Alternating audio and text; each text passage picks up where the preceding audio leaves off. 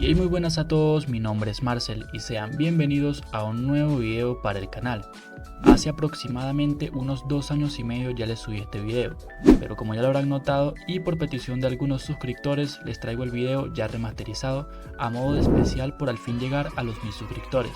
Así que preparen sus tamales y una deliciosa enchilada porque el día de hoy les traigo cómo sería un apocalipsis zombie en México, actualizado.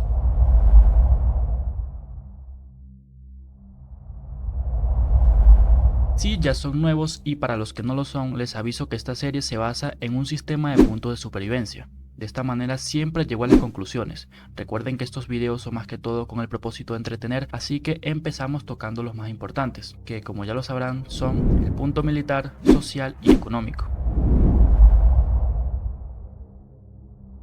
Punto militar. Como ya muchos saben, México actualmente es una de las mayores potencias hispanohablantes del mundo en muchos sentidos. Pero debemos aceptar, y no lo digo yo, lo dicen las fuentes, el ejército mexicano es uno de los menos invertidos y desarrollados de Latinoamérica, y por supuesto de Norteamérica, según fuentes como El Tiempo e Infobae. Actualmente encontrándose en el puesto 31 del ranking mundial de los ejércitos, y en el puesto 3 si hablamos de Latinoamérica. Una posición bastante buena la verdad, pero viniendo de un país como México, se le podría pedir un poquito más, ya que la mayoría de sus inversiones militares van dirigidas al combate y guerra interna que el país mantiene con el crimen organizado. Pero no todo es malo. Al su ejército estar relativamente activo y luchando constantemente, esto es opinión mía. Creo que México se defendería bastante bien en las primeras oleadas de la infección, pero tarde o temprano cayendo como todos los demás. Se armarían pequeñas facciones de militares que formarían los primeros campos de refugiados. Claro está, esto depende un poco de la actuación rápida de los altos mandos, aunque yo creería que el ejército tendría un rol más independiente en este caso. Por esto y más, México se lleva su primer punto positivo de supervivencia. Punto social. Por la parte social, México no se escapa de la inestabilidad que sufren todos los países latinos. México siempre se ha caracterizado por ser uno de los países más corruptos de Latinoamérica y el mundo, estando en el puesto 5 de este último, y según la mayoría de páginas web más reconocidas, inserto texto, México ocupa la posición 66 de 169 países en el índice de progreso social, y pierde posiciones en el 7 y en el 12 componentes. Eso lo dice la Wikipedia, no lo digo yo. Así que gana un punto negativo de supervivencia poniéndose 1-1. Punto económico. Como ya muchos sabrán, México actualmente es una de las mayores potencias económicas, tanto regional como continental, estando en el puesto 2 del ranking latino y en el puesto 14 del ranking mundial. Por esto y por obvias razones le daría un gran plus en el caso hipotético. Por esto México gana un punto de supervivencia positivo poniéndose en ventaja 2-1.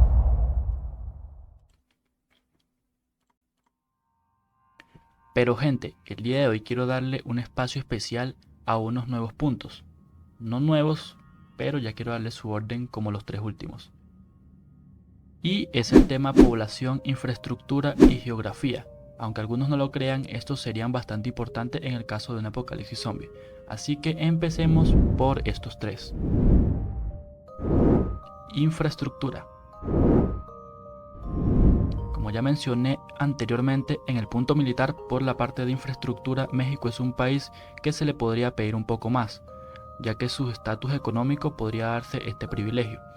Pero por temas de gobierno y corrupción, México es uno de los países oprimido por esta parte, concentrando sus mayores inversiones de infraestructura en las grandes urbes y ciudades. Pero no todo es malo, y como ya lo sabrán los antiguos en el canal, mientras peor sea la infraestructura terrestre, carreteras, vías, puentes y más, mejor será, ya que la velocidad de transmisión por carreteras se vería reducida en gran medida. Por esto y más, México domina con un punto positivo más de supervivencia, poniéndose 3-1. Población. Por el lado de la población, México no deja de sorprenderme, ya que está ubicado en el puesto 3 de América, increíblemente justo detrás de bestias como Brasil y Estados Unidos, contando con 127.575.529. pero por obvias razones el tener tanta población concentrada sería contraproducente, siendo ciudades como Acapulco, Ciudad de México, Guadalajara y Puebla las primeras en caer ante la violenta y rápida que sería la infección, dándole un punto negativo de supervivencia poniéndose 3-2. Geografía. Por el lado de la geografía es mucho más difícil de explicar, siendo ciudades como Toluca y otras encontrándose en puntos altos y estratégicos, también contando con grandes ciudades que en gran parte forman parte de los desiertos mexicanos. No tengo duda que los primeros grupos, tanto militares, civiles y de crimen organizado, sobrevivirían al esconderse en desiertos y en ciudades de difícil acceso, dándole un punto positivo de supervivencia y poniéndose 4-2, llevando la delantera. Y ahora vamos con la conclusión.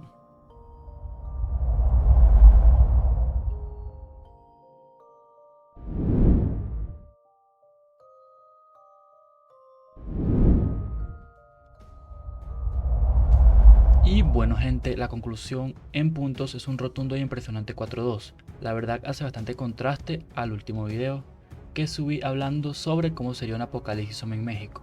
Hubo mucha desinformación y discusión en los comentarios, por eso y por las ganas que tenía de darle su merecido remake, agrego: los infectados que estoy utilizando como ejemplos son basados en los infectados de series o películas tales como Estamos Muertos, 28 días después o El Amanecer de los Muertos.